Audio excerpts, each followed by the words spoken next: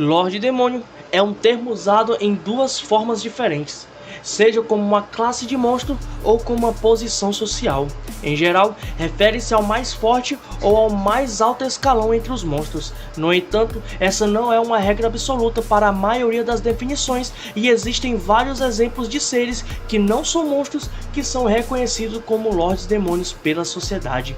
Apesar do nome agourento de Lorde Demônio, nem todo mundo que detém esse título tem más intenções, embora o fato de serem imensuradamente poderosos possa ser a raiz de tais crenças. Assim, o comportamento infantil de Ramírez e Millen e a bondade e generosidade de Rímulo frequentemente confundem aqueles que não estão familiarizados com as suas personalidades. Os Lordes Demônios com classes de monstros, magia de nível alto, que estão na classe Calamidade, não são considerados Lordes Demônios e geralmente servem como tenentes dos Lordes Demônios ou pretendem se tornar Lordes Demônios algum dia. Subdemon Lord refere-se a magia de alto nível ou seres de poder equivalente na extremidade inferior da classe Calamidade. Indivíduos como Fóbio e outros bestiais são considerados como tais. Nível do Lorde Demônio se refere ao indivíduo que cumprir os requisitos de força e magícula de uma semente do Lorde Demônio, mas podem não ter necessariamente cumprido as outras condições ainda, como obter a semente. Eles geralmente são classificados na extremidade superior da classe Calamidade, possivelmente até alcançando a extremidade inferior da classe Desastre. Os verdadeiros Lorde Demônios. Um Lorde Demônio verdadeiro é uma das últimas formas existentes que os monstros podem alcançar, apenas abaixo dos dragões verdadeiros. O título de Lorde Demônio sempre se refere a um verdadeiro Lorde Demônio, enquanto as sementes do Lorde Demônio são claramente referidas como sementes do Lorde Demônio.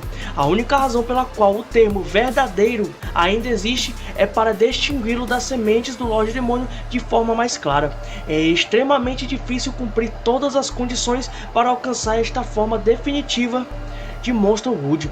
Mesmo aqueles que viveram por muitos anos não têm garantia de tal status, seja porque eles não puderam aumentar sua força ou capacidade de magícula adequadamente, ou porque eles falharam em cumprir as condições para a semente do Lorde Demônio ou um verdadeiro Lorde Demônio.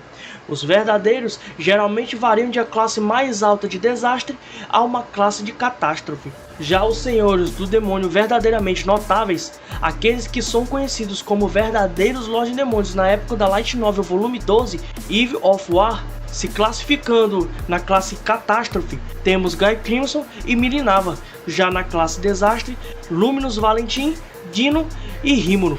E os Lorde Demônios com posição social são os autoproclamados Lorde Demônio. Refere-se a qualquer indivíduo que se autoproclama como tal. Não há restrições para isso e até mesmo não monstros podem reivindicar ser Lordes Demônios. No entanto, isso geralmente tem consequências graves dependendo da força do indivíduo. Se o senhor em questão estiver apenas no nível de um magia de nível alto, ou mesmo apenas na classe Calamidade, um dos senhores demônios oficialmente reconhecidos irá testá-los rapidamente, enviando seus próprios subordinados para lidar com isso, ou eles mesmos atacando, rapidamente eliminando o autoproclamado Lorde Demônio.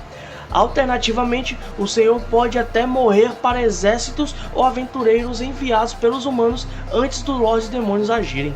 No entanto, se o indivíduo em questão estiver realmente no nível de um Lorde Demônio, seja verdadeiro ou uma semente, então ele pode ser capaz de defender ou até mesmo matar o atacante. Se isso ocorrer, ao invés de ficarem furiosos com o recém-chegado, os outros senhores irão geralmente ver isso como uma demonstração de força e convidar o recém-chegado a tomar o lugar do atacante como um novo Lorde Demônio oficial. Não há exemplos concretos de Lordes Demônios autoproclamados que foram mortos. No entanto, dois Lordes Demônios conhecidos foram reconhecidos matando seus atacantes. Leo Corel, que matou Karazhan 200 anos antes de Rímulo reencarnar, e Rímulo, que matou Clayman no banquete Valpurgis. Em ambos os casos, o Conselho do Lorde Demônio reconheceu sua força, permitindo-lhes usar o título de Lorde Demônio e se juntar ao referido Conselho. Independentemente do resultado, ninguém permanece um Lorde Demônio autoproclamado por muito tempo. E temos também Lordes Demônios reconhecidos, que refere-se aos Lordes Demônios autoproclamados que foram oficialmente reconhecidos pelos Lordes Demônios estabelecidos. Isso pode ser alcançado de duas maneiras diferentes: ser nomeado por outros Lordes Demônios para se juntar às suas fileiras e receber a aprovação da maioria. Se um autoproclamado ser um Lorde Demônio e então provando sua força derrotando um Lorde reconhecido. Uma vez que um Lorde Demônio é reconhecido, esse Lorde também se torna um membro do Conselho e pode votar em questões levantadas pelo mesmo Conselho.